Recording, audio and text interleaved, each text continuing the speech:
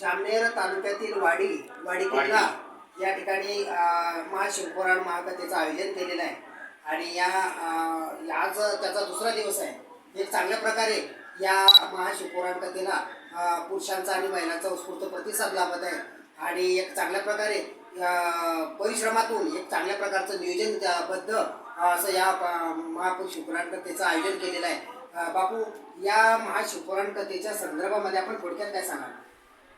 दिनांक 11 फेब्रुवारीपासून ते 15 फेब्रुवारीपर्यंत 15 तारखेला महाशिवरात्रीचा कार्यक्रम आहे। तोपर्यंत वाडी किल्ला येथे श्री थटार बापू महाराज यांच्या मधुर वाणीने शिवमहापुराण कथा चालू आहे। तिचा टायमिंग दुपारी 2 ते संध्याकाळी 5 आहे। 5 नंतर जे दाते असतात त्यांच्याकडून अन्नदान होतं आणि त्याच्यानंतर हे सत्र संपतं।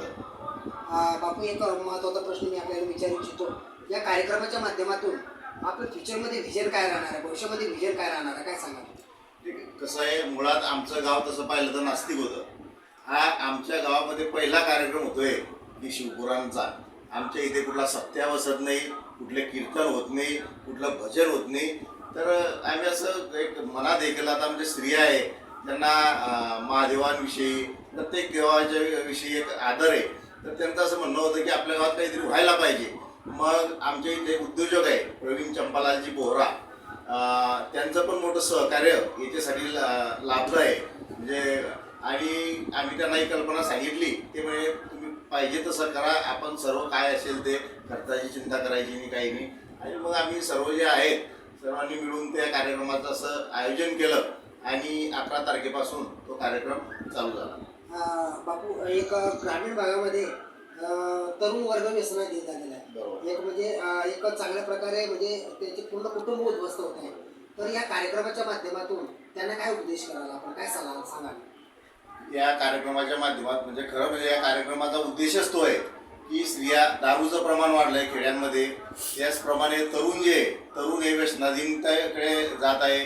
त्याच्यामुळे आता त्याच आम्ही ज्या सभामंडपामध्ये कथा वाचन चालू आहे तिथेच आपल्या तालुक्याचे लाडके आमदार, आपल्या महाराष्ट्राचे जलसंपदा मंत्री गिरीशभाऊ महाजन यांनी भव्य अशी 30 लाखाची व्यायामशाळा सुद्धा दिलेली आहे।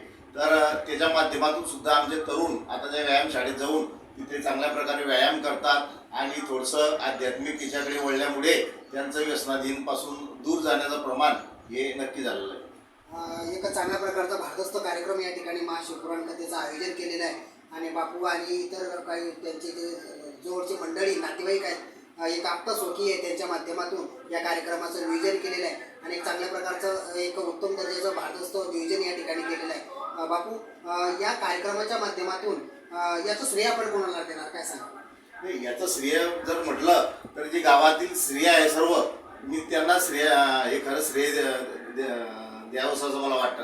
कारण ती रोज आमच्या इथे महादेवाचं मंदिर आहे, पूर्ण गावातील स्त्रिया तिथे रोज सकाळी म्हणजे पुरुष मंडळी झोपलेली राहते, परंतु स्त्रिया तिथे जाऊन रोज महादेवावर पाणी टाकत असतात आणि त्यांची जी इच्छा होती आणि त्यांच्या प्रेरणेनेच आम्ही सर्व असतील, मानी भाऊ असतील, गजानन भाऊ असतील, म्हणजे गोपाल पाटील असतील, मगन भाऊ असतील, असं सर्व जे मंडळी आहे यांनी असं ठरवलं की बुवा आपण आता याचं आयोजन करू आणि खरंच श्रेय त्या महिलांना पण मी देतो। या ठिकाणी बापूंनी एक चांगल्या प्रकारे महाशिवपुराण कथेचं या ठिकाणी आयोजन केलेलं आहे। या संदर्भात सविस्तर अशी माहिती दिलेली आहे आणि तरुण वर्गाने विशेषतः ग्रामीण भागातील शहराकडे नागरिक आहे त्यांनी आध्यात्मिकतेकडे वळायला पाहिजे आणि ग्रामीण भागामध्ये जे व्यसनाधीन लोक झालेले आहेत त्यांनी आध्यात्मिकताकडे वळल्यानंतर त्यांच्यामध्ये जीवनामध्ये परिवर्तन झाल्याशिवाय राहणार नाही। Jogilal Surwade, T24 national news.